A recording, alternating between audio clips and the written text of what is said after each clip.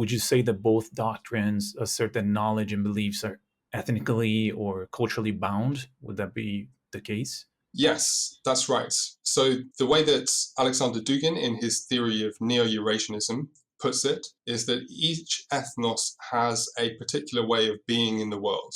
And there he's using language from the German philosopher Martin Heidegger. And that's why there are certain concepts and there are certain values which are right for people from that ethnos, and other values and other concepts which are right for people from a different ethnos.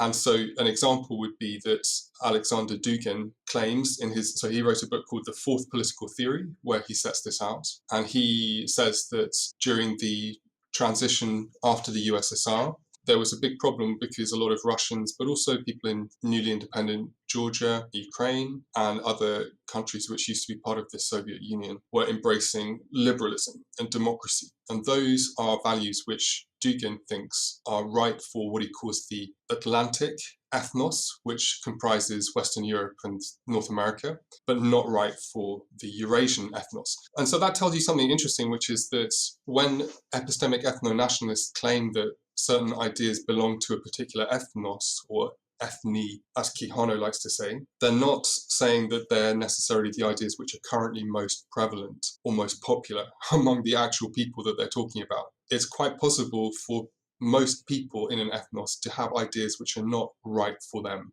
And then the theorist, in this case Dugin, would criticize them for that.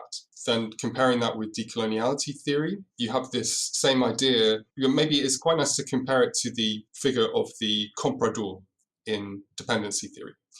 So in dependency theory, the idea is that the periphery countries of the world in global capitalism are kept in a situation of dependency. They're just supplying raw materials and then they have to import all the value-added goods from the core, partly because of the existence of a class in their own territory, which is called the comprador, so a kind of merchant.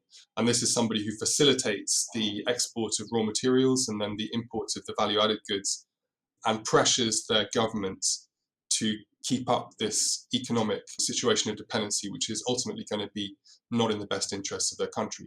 Now, for the decoloniality theorists, the comprador, though they perhaps might not use that word anymore to describe them, takes on a different character. This is somebody who, though they are in, say, an African country or in an Asian country, they are thinking and speaking as though they were. This is the kind of language which Mignolo, Gross-Vogel, and Ndlovu-Gatsheni use, as though they were European. And so that's what you might describe as an epistemic comprador. And that's somebody who's in the same situation as in Dugin's Neo-Eurasianism, a Russian or a Georgian who was advocating for liberal democracy, not the proper values for their ethnos, according to Alexander Dugin. Similarly, this kind of epistemic comprador figure is somebody who has not sufficiently delinked from Western epistemology. And for as long as there are a lot of those sorts of people around, according to decoloniality theory, well, no delinking from Western epistemology is going to be possible, and therefore also no delinking from the other sorts of oppressive or exploitative relations which exist will be possible.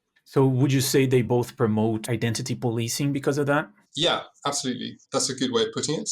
Alexander Dugin, he's very clear that you can't convert to another ethnos in neo-traditionalism. It's not like a religion. By changing what you believe, you don't end up being a member of another ethnos, because what he calls your deep identity remains the same.